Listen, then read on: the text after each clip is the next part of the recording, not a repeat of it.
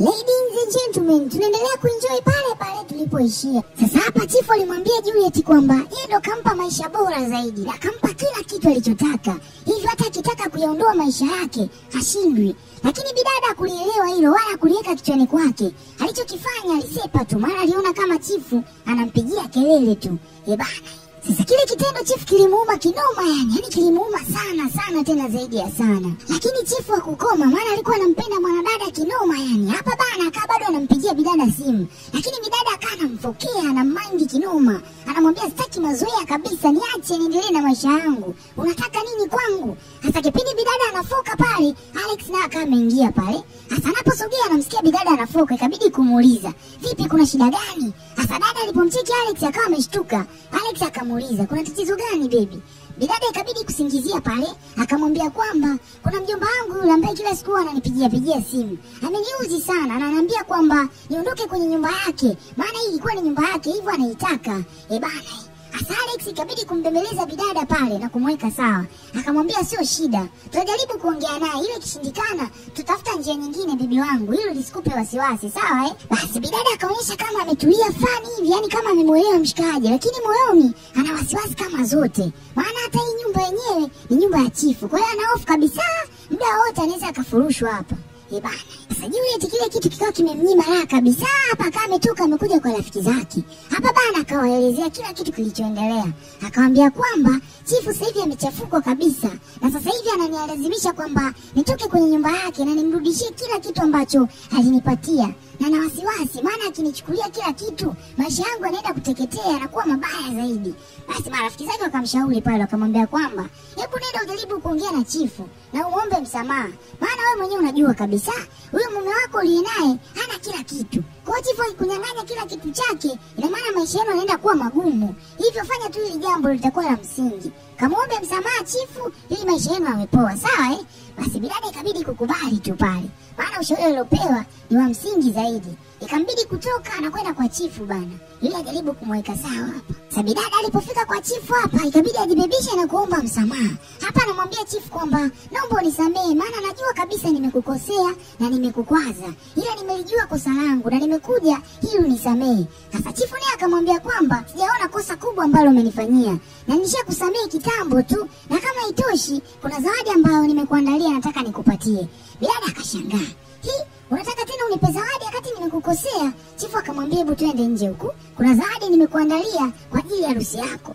Sasa alipofika nje, Chifu akampa bonge moja ya zawadi ya gari kali sana. Bana, dada hakuamini, akaruka kwa furaha akamkumbatia Chifu pale. Kama itoshi, Chifu bado akampa kitita cha pesa.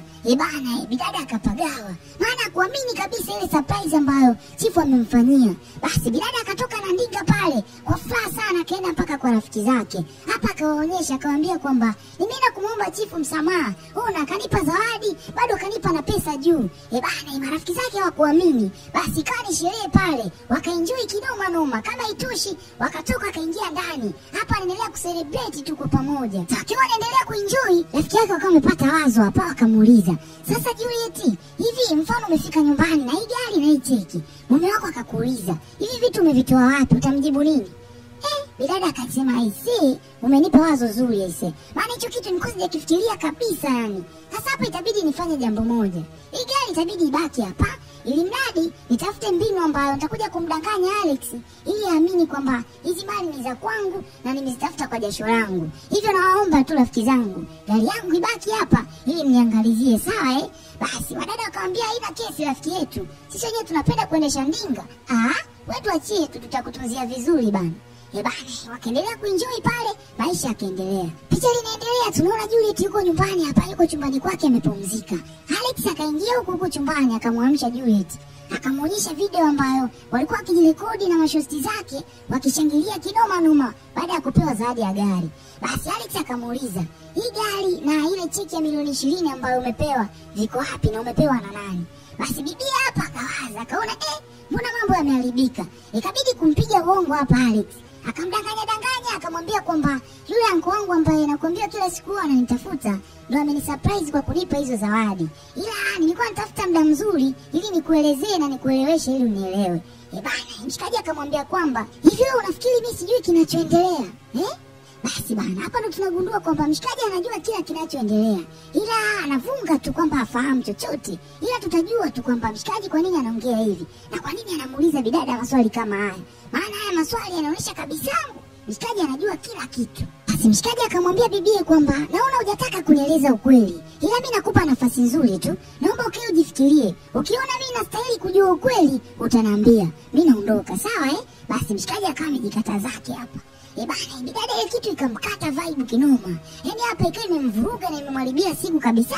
Ikambidi kunyanyuka chapu na kusepa, akaenda kwa rafiki zake huko. Sasa alipofika hapa amekaa na rafiki zake, akawaelezea kila kitu ambacho kimeendelea. Hasa marafiki zake nao walikuwa ni watu wenye akili ndefu sana na wanaomshauri vizuri. Hapa akamwambia kwamba hamna namna rafiki yetu. Cha msingi wewe nenda umuelezee Alex kila kitu ambacho kimeendelea. Muelezee kuhusu gari pamoja na mali zote ambazo chifu amekupatia. Na ili akae anajua kabisa kwamba kuna vitu ambavyo ulipewa na chifu. Bana, bidada ikabidi kutoka na kwenda kumfuata Alex hapa. Bidada akapiga magoti akamwambia mume wangu, mimi naomba nikuelezee ukweli wote ambao unaendelea. Basi mshikaji ikabidi kutulia akamsikiliza. Bidada akamuelezea kila kitu ambacho kilikuwa kinaendelea. Kama itosha akamwambia kwamba kabla sijawa na chifu nilikuwa na mahusiano na mpenzi wangu mwingine na nilikuwa nampenda sana tu, lakini yule mwamba alinidharau sana kwa sababu mimi nilikuwa sina kila kitu. Kwa hiyo akanidharau na akanionyesha dharau kwa kutembea na mwanamke mwingine. Hicho kitu kiliniuma zaidi na zaidi. Kama itosha alinionyesha dharau mbele ya mwanamke wake. Alinikataa hadharani kweupe, akanisukuma akapanda gari na mwanamke mwingine akasepa. Hiyo kitu iliniuma maana alikuwa ni mtu niliyokuwa namtegemea. Sasa pale nilipokuwa nimepanga, mwenye nyumba naye alinifukuza maana nilikosa kabisa hata uwezo wa kulipia kodi. Hicho kitu kikaniuma sana. Na hicho ndo kipindi ambacho nilikutana na chifu, kipindi ambacho nilikuwa na hali ngumu sana. Na hicho ndo kipindi ambacho nilikutana na chifu. Na chifu aliamua kunisaidia tu kama baba yangu, hakutaka chochote kutoka kwangu. Hivyo nilifurahi sana maana alinizawadia nyumba nzuri sana ya kuishi. Bana, na akanipa kila kitu. Na akaniambia kwamba nitaishi nitakavyo, nikiwa na shida ya chochote nimwambie.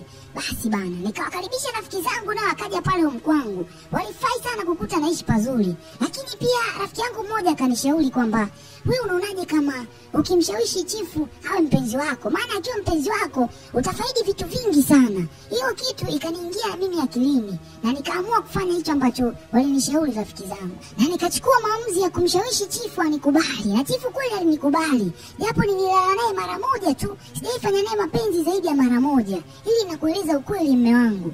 Basi Alex alimwamini bibie pale, akamwambia kwamba mimi nimekuelewa mke wangu na ninakuamini sana tu na naamini ulichoniambia ni ukweli mtupu. Ila mimi ninachokitaka kutoka kwako, naomba urudishe kila kitu kwa chifu ambacho alikupatia. Ina maana ninachomaanisha ni kwamba sitaki uwe na ukaribu wote na chifu. Hivyo ukirudisha mali zake na kila kitu, na imani hata na yeye atakusahau kwenye maisha yake. Ili mimi na wewe tuwe na amani, rudisha mali zake. Umenielewa bibi wangu? Bidada akasema nimekuelewa mume wangu. Bana, basi furahi karejea pale, benda likapigwa kama lote. Bana. Siku iliyofuata Juliet ikabidi kwenda kwa marafiki zake. Maana hao ndio watu wanaomshauri vitu vizuri zaidi. Hapa akaenda akamwambia kwamba mume wake kamwambia arudishe mali zote za chifu. Bana, kile kitu kikawachafua sana marafiki zake. Wakamwambia kwamba Juliet, hata masiara na haya maisha rafiki yetu. Ukirudisha hizo pesa utaishi maisha magumu sana. Hebu acha hayo masiara. Wewe nenda umdanganye tu Alex, mwambie kwamba umerudisha kila kitu cha chifu. Lakini usifanye hivyo. Kwani unadhani kwamba Alex na chifu wana ukaribu kiasi kwamba Alex atakuja kugundua kwamba hujarudisha hizo pesa na hizo mali? Wewe fanya tu hicho kitu. Wewe mwambie ulisharudisha lakini wewe usirudishe. Umenielewa? Maana utapitia kipindi kigumu wewe. Acha kabisa hayo masiara. Basi bidada akaelewa marafiki zake pale, ikambidi kutoka na kurejea nyumbani. Na Juliet alipofika nyumbani hapa bana, ikabidi kujibebisha kwa mwamba kwanza. After hapo akamwambia kwamba unajua nini mume wangu? Ulichoniambia nimekifanya leo. Nimerudisha cheki pamoja na gari ya mshikaji. Hivyo kuanzia sasa hivi tuko huru kabisa. Yaani chifu anidai wala mimi simdai. Na nimemueleza kabisa kae mbali na maisha yangu. Basi bana, bidada akaona amemweza mshikaji, akahisi mshikaji ajui kinachoendelea. Bana, basi mshikaji akamwonyesha tabasamu pale ili kudhihirisha kwamba amemwamini kile alichomwambia. Lakini moyoni mwamba ana lake analofikiria. Sasa baada ya siku chache kupita, tunaona leo bibi yuko kwa rafiki yake hapa, lakini ana wasiwasi kama zote maana anampigia Alex apokee simu yake. Na siku ya harusi yao ni kesho yake tu. Sasa bidada amepagawa kinoma noma maana sasa ampati mwamba na harusi ndio imefika. Hapa rafiki yake akaja akamwambia kwamba usiwe na wasiwasi. Kama umeona mbona umpati kwenye simu? Hebu jaribu kwenda kwake na imani utampata na kila kitu kitakaa poa. Basi bidada akawa ametoka pale akawa ameenda mpaka kwa Alex. Alipofika hapa bana, akamkuta rafiki yake ndo yupo. Rafiki yake akamwambia kwamba Alex yupo lakini kuna sehemu ndo anapopatikana. Akampa maelekezo pale, bidada akawa ametoka kaenda mpaka pale ambapo ameelekezwa. Akajaribu kumuulizia pale kama watu washamuona. Sasa hapa bidada anapoulizia bana, kuna jumba moja kubwa la kifahari. Na hao anaoulizia ni walinzi wa jumba hili. Bana, sasa washikaji wakamwambia kwamba huyo unayemtafuta ni bosi wetu. Bidada akashangaa. Ni bosi wenu? Akasema yes, ni bosi wetu. Ngoja tukakuitie. Basi wakaingia ndani wakamuita Alex. Alex akatoka mpaka pale nje. Bidada akashangaa. Huyu mwamba alikuwa na maisha ya chini sana. Imekuwaje leo anaishi maisha ya kitajiri kiasi hiki? Mwamba akamwambia kwamba usinishangae. Hichi nilichokuwa nakifanya, nilikuwa natafuta upendo tu na kukuamini kama kweli wewe ni mkweli. Lakini umefeli mitego yangu yote niliyokuwekea. Bidada akashangaa. Mshikaji akamwambia kwamba yule chifu ambaye ulikuwa unatembea naye yule ni anko wangu. Na kama haitoshi kila kitu ambacho nilikuwa nakifanya kwa mitego tu, na ninajua kabisa zile mali ambazo chifu alikupatia haujazirudisha. Na danganya. Bidada akakaa kimya. Mwamba akamwambia kwamba kiukweli mimi nilikupenda na nikataka kukupima tabia yako kama ni nzuri. Ila nimegundua kwamba wewe sio mwaminifu na una tamaa na hufai kabisa kuwa mke wangu. Hivyo nakuomba uondoke. Bidada akapiga magoti pale akalia kwa uchungu akamwambia Alex kwamba mimi nakupenda. Alex akaita mabodyguard pale akasema naomba mtoe huyu mtu nje. Sio saizi yangu kabisa. Ondoka nyumbani kwangu. Basi washikaji wakafanya kazi yao pale bana. Wakamvuta bidada, wakamtoa nje ya jumba la kifahari. Sasa mwanadada akiwa huku ana mawazo mengi sana, maana maisha yake ndio yasharibika hivyo. Mtu aliyokuwa anampenda na kumthamini ndio hivyo tena amtaki tena. Bana, sasa kipindi yuko kwenye stress zake, rafiki zake nao akawa amekuja hapa kwa ajili ya kumsalimia. Bana, wanapoingia tu bidada akawaka nao, akamwambia kwamba hii ndio sababu ya kila kitu kuharibika kwenye maisha yangu. Ushauri wenu ambao mlikuwa mnanipatia ndio ulikuwa ushauri mbaya na ambao umepelekea kuangamiza kabisa kila ndoto za maisha yangu. Hivyo sihitaji kabisa kuendelea kuwa na marafiki kama nyinyi. Ninaomba muondoke ndani ya nyumba yangu. Wale watu wakashangaa. Wakamwambia Juliet, sisi tena leo tumekuwa wabaya kwako? Juliet akasema sitaki hata kusikia sauti zenu. Naomba muondoke ndani kwangu. Bana, ikabidi kusepa tu. Maana mwenye nyumba ndo kashawakataa. Kabidi wajisepeza hapa. Basi siku iliyofuata bidada akamfuata chifu nyumbani kwake kwa hasira sana. Akamwambia kwamba alimueleza kila kitu kwamba anampenda Alex na anamhitaji kwenye maisha yake. Lakini hakumsaidia. Alichokifanya ni kumwangamiza kabisa na kumuondolea furaha yake. Hivyo leo anaamua kurudisha vitu vyake. Bidada akarudisha ile cheki ya pesa pamoja na funguo ya gari. Akamwambia kwamba nimerudisha mali zako na sihitaji kabisa unifuatilie. Kwa kuwa umeamua kuharibu maisha yangu, basi sawa na acha yaharibike. Bidada akaamua kusepa zake pale. Lakini chifu akawa amekaa kimya tu, hakumjibu chochote wala hakumsemesha chochote. Akamwacha tu asepe. Basi mwanadada baada ya kutoka pale akamfuata Alex huko nyumbani kwake. Akafanikiwa kuonana naye. Hapa akamwambia Alex kwamba Alex, wewe ni mwanaume ambaye ninakupenda sana kutoka ndani ya moyo wangu. Hivyo ni kweli nimekukosea babangu. Naomba unisamehe sana. Wewe ni mwanaume ambaye huwezi kuondoka kwenye maisha yangu. Nakupenda sana Alex. Naomba unisamehe.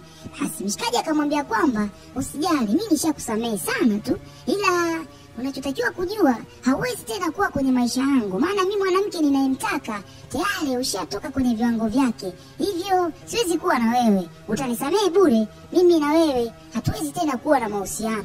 Bidada akaumia akamwambia Alex, mimi ni mwanadamu nakosea tu. Naomba unisamehe babangu. Lakini mshikaji akakaza akamwambia kwamba siwezi kuwa na wewe tena. Yaani ndio ishaishia hapo. Pale tulipoanzia ndipo hapa tunapoishia. Hivyo endelea kuwa na maisha mema na mtu mwingine, ila kuwa na mimi sahau. Yaani hiyo ndio mwisho hapo. Bana.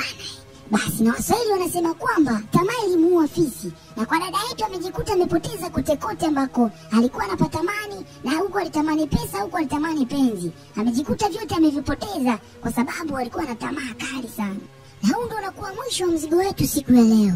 Bana, tunawakumbusha wale wote ambao bado hamjasubscribe, tunawakumbusha kusubscribe ili muendelee kupata mtiririko wa kazi zetu ambazo tunaziachia kila siku. Bana, tunawakubali kinoma yani.